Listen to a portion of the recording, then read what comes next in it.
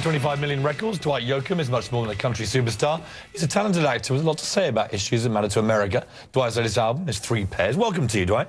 Before we go any further, you're a singer. Yeah. You must have had sore throats over the years. I hear that. Well, you know what? As you can tell, things are deteriorating. Is there any advice you can give me? Don't ever take a flu shot again. Now, I watched that night with Dr. Oz, and in deference to Dr. Oz, I think he's, you know, probably, he seems like a completely competent doctor. And I don't understand any of the, you know, the kind of biological aspects of the, you know, of the meds that. But we're both doing the maths, aren't we? We both saw him put that thing in my arm, and within 10 days, I've been struck down. I just, you know what? I don't want to tell anybody out there. I'm not a medical advisor. Get your vaccines if you. I don't believe in them. I'm just suspicious by nature, and I saw you get it.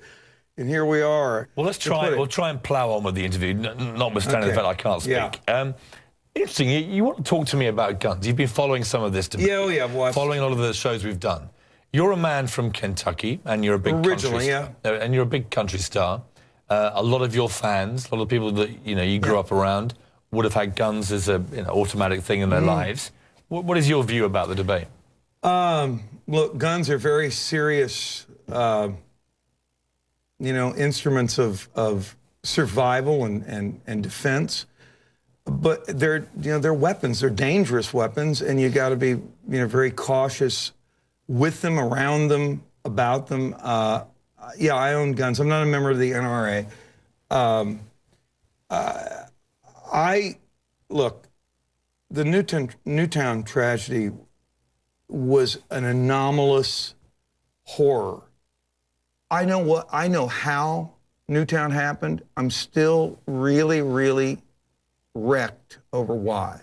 But when you say it's an anomaly, I mean, it wasn't really, in the sense that the last 4 or 5 mass shootings in America in the last 18 months or so have all involved a similar pattern of unstable young white men. I just meant the scope of history. I meant in the century, the 50 years, the 40 years. But the point I'm making is that there's been an escalation in this particular type of deranged young white man, normally in their early 20s. Look, I think the polls getting access to assault rifles in the main and committing mass murder. Now, that's become not the norm, but certainly the last 5 mass shootings, you've seen that particular type of weapon used. And I keep asking people, and maybe you can give me a more sensible Virginia Tech, I don't remember. I thought he had handguns there. Yeah, I'm talking about in the last year. Oh, the last year. Yeah. There were 7 mass shootings in America last year.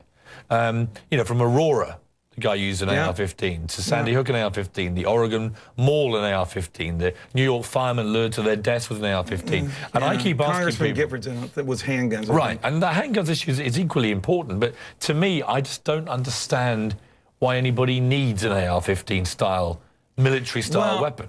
Can you give me an answer? I don't know if I'll give you an answer that'll satisfy, your sense of sane logic. I think it's born out of the DNA that is the foundation of, those colonies that broke free and that were having troops marshaled in their homes. We're having, the cap and ball stopped from being imported because it wasn't about hunting. It was about being able to defend yourself against tyranny. I don't know that I want the government. I don't trust the government. Do you know what I mean? I'm cynical. I'm a kid of the 60s. Listen, I've tried to immerse myself into all the arguments without taking a sort of lofty, patronizing view of it. I know that many Americans share that view. I don't fully understand why there's still a fear of tyranny, given no overseas tyranny could possibly compete with the American military. No, I think we're worried about tyranny from I was going to come to that. So you're left with a domestic tyranny. But again, if your own government becomes tyrannical, they've got 5,000 nuclear warheads. How do you possibly defend yourselves? Well, yes. Nor can I ever see, by the way, as many U.S. Marines have tweeted me to say, nor can I ever see a situation where the American military would act on its own people, would go against their own people. Well, that's sort of Egypt, I guess, when you watch that the Egyptian military ultimately turned that revolution by saying, no, we're not going to gun down Egyptians in the street. You hope that's the case.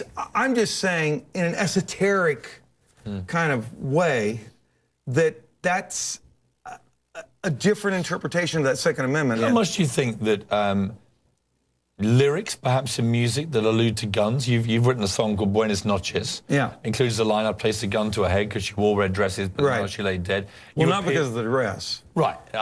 He's been he did. Look, he had good reason. That guy to murder his wife with a gun. Yeah, to commit murder. Right. And I'm not going to morph into Robert Blake on you. Right. But when you take those lyrics, or you take, say, this clip of you from the movie The Panic Room. See this. Well, now that's not fair.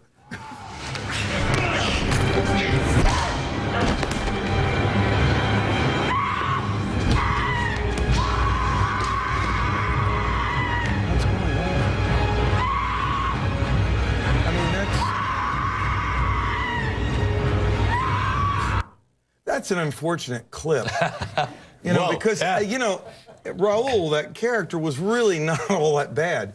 I think he was in that moment. At that point, he was pushed. Right. But here's my question. Do you know think, what I think? Do you think that any lyrics? So obviously, some rap stars' lyrics are far more violent, and I'm only picking that out because it happened to be one of yours. But do you believe that any musician or movie star or movie maker or music producer, do they have any responsibility in terms of the rhetoric about guns or the portrayal of them in movies?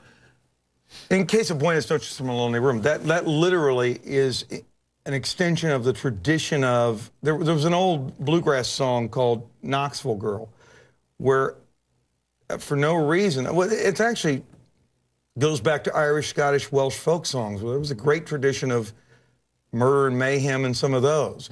And it was handed down into Appalachian culture here and in bluegrass music. It's there in mountain music. That's poetic license. That there was no real person. That wasn't a chronicling of my life. I'm not going to hold you fully responsible for all the gun violence in America. It's like, I won't yell what Robert yelled that night. Are you out of your... Let's turn to more peaceful matters. It's very peaceful cover. It's a very peaceful cover. 3 pairs cover of your new album. Very clean, very simple. These aren't unexploded grenades, right? No, they're not. They're not. As far as I know, it's a completely non-violent piece of product there. Although I will let you know that the title was a misprint, and they're correcting it. To 3 Piers? 3 Piers, yeah.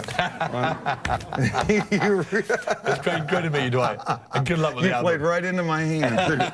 Thank you a lot, mate. Great to see you. Dwight Yoakam. We'll be right back.